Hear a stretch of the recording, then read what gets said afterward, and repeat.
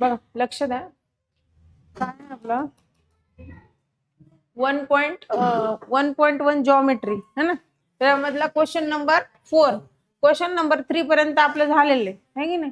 Question number 4 मध्ये काय दिलेले आहे तुम्हाला, अशी लाईन आहे है ना, A dash B dash C dash, याचा अर्थ काय असतो, अशी एक लाईन असते, ए नंतर बी पॉइंट येतो, बी नंतर सी पॉइंट येतो, असा त्याचा अर्थ असतो.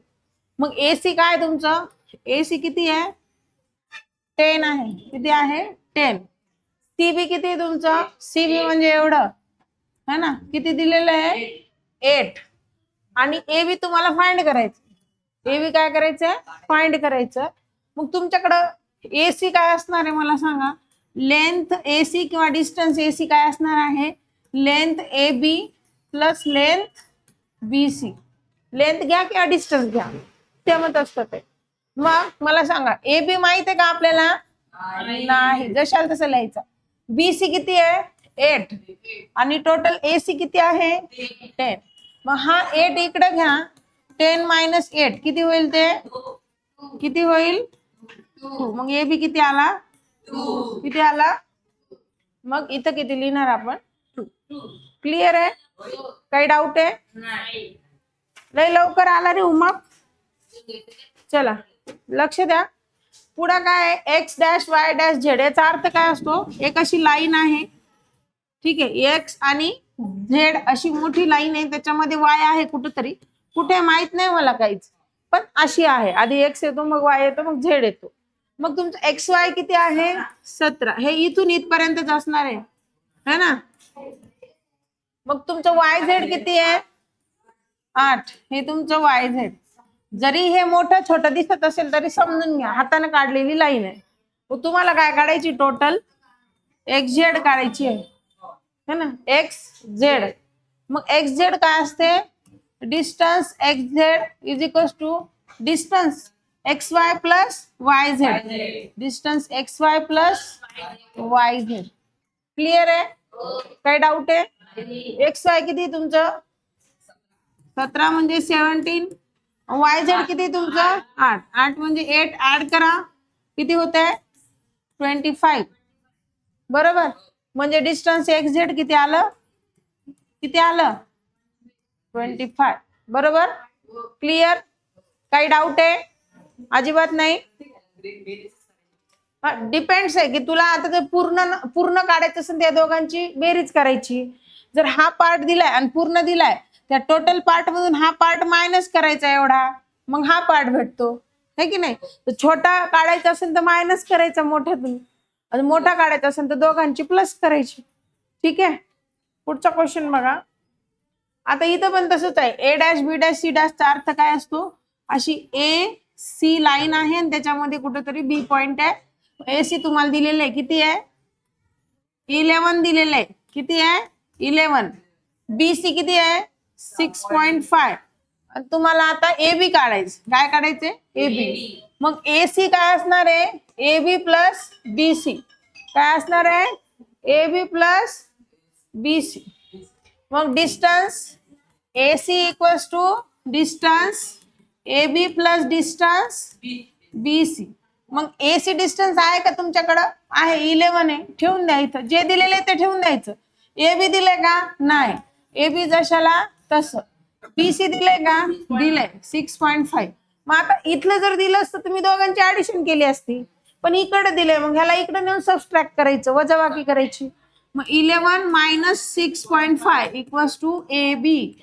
मग आता 6.5 काही पोरांना प्रॉब्लेम येतो, आता 11 मधून 6.5 कसे मायनस करायचे. इथं पॉईंट देऊन इथं 0 घ्यायचा, याला कट करून 0 लिहायचा. 10 मधून 5 गेले 5, इथं 0 आहे, हा 1 कट करून इथं घ्यायचा, 10 मधून 6 गेला 4, किती आलं 4.5. मग ए बी इक्वल्स टू किती होणार तुमचं 4.5. क्लिअर, काही डाऊट आहे, काही डाऊट नाही, बघा बरं एक्झामला येतं हे. आता ही तुमची काय आहे आर टी लाईन एन मध्ये यस पॉइंट आहे कुठेतरी, आर टी मध्ये असा हा यस आहे. मग तुम्हाला यस टी दिलेलं आहे 3.7, हे यस आणि हे टी, हे यस टी आणि आर एस किती आहे 2.5. मग हे इथून इकडं असं 2.5. काढायला काय सांगितलेलं आहे आर टी काढायला सांगितलं, आर टी. आर टी काय येतो, R S plus S T ची ऍडिशन येतो है ना. मग distance R T equals to distance R S plus distance S T. मग आर एस किती तुमचा 2.5 आणि एस टी किती तुमचा 3.7. ऍड करा 3.7 7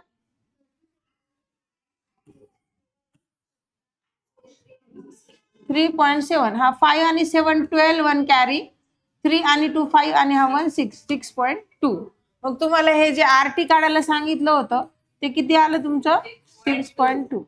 काही डाऊट आहे, काही डाऊट नाही, क्लिअर आहे का? काय करायला कळतंय का? नुसतं बघायचं नाही डोळे उघडे ठेवून, विचारायचं. पुढं काय आता एक्स वाय झेड म्हणजे अशी एक लाईन आहे, इथं एक्स पॉइंट आहे, इथं वाय पॉइंट आहे आणि इथं झेड पॉइंट आहे. तर तुमचा एक्स झेड दिलेला आहे. एक्स झेड कुठून कुठपर्यंत, इथून इथपर्यंत. याची जी लांबी ती किती आहे 3√7. एक्स वाय काय तुमचा, हा एक्स वाय इथून सुरू होतो इथं संपतो. याची लांबी किती दिलेली आहे √7. मग या वाय झेड ची लांबी काढायची, ठीक आहे. मग पूर्ण एक्स झेड काय येतो x Y plus Y Z. Distance X Z काय येतो distance X Y plus distance Y Z. बरोबर, क्लिअर आहे का? X Y plus Y Z म्हणजे एक्स झेड. मग तुमचा हा काय 3√7 एक्स झेड. एक्स झेड काय आहे 3√7. एक्स वाय किती आहे फक्त √7 आहे. मग हे √7 प्लस डिस्टन्स वाय झेड तुम्हाला काढायचं. हा √7 इकडे घ्या 3√7 जास्त इकडे घेता त्यास तो मायनस होतो. काय होतो मायनस.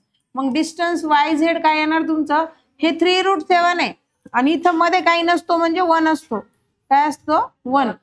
मग 3√7 मधून 1√7 गेला मायनस, तर 3 मधून 1 गेला किती राहतो 2 आणि हा √7 जशाला तसा. म्हणजे 3√7 मधून 1√7 गेला किती राहणार 2√7. डी काय येणार तुमचा डिस्टन्स वाय झेड 2√7. मग हा जो डिस्टन्स वाय झेड आहे जो काढायचा होता तो 2√7. 2√7 आणि 1√7 टोटल किती झाला 3√7. कळालं का? काही डाऊट आहे? आता त्यांनी सांगितलं की 3 नॉन कोलिनियर जर पॉइंट्स असतील म्हणजे 3 एका रेषेत नसलेले जर बिंदू असतील. आता 3 जर एका रेषेत असते तर ते अशी असते आणि त्यांची अशी सरळ लाईन तयार झाली असती. पण ते तिघही एका रेषेत येत नाही, ते तिघही कोलिनियर नाहीत.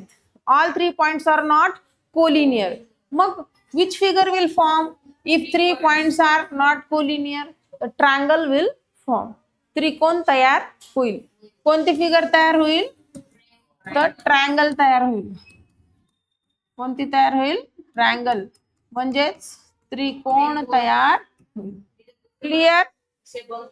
हो नाही दुसरा कसा बनेल ट्रायंगलच बनतो. कळलं का? 3 नॉन कोलिनियर पॉइंटचा ट्रायंगलच बनतो. क्लिअर आहे का? काही डाऊट आहे?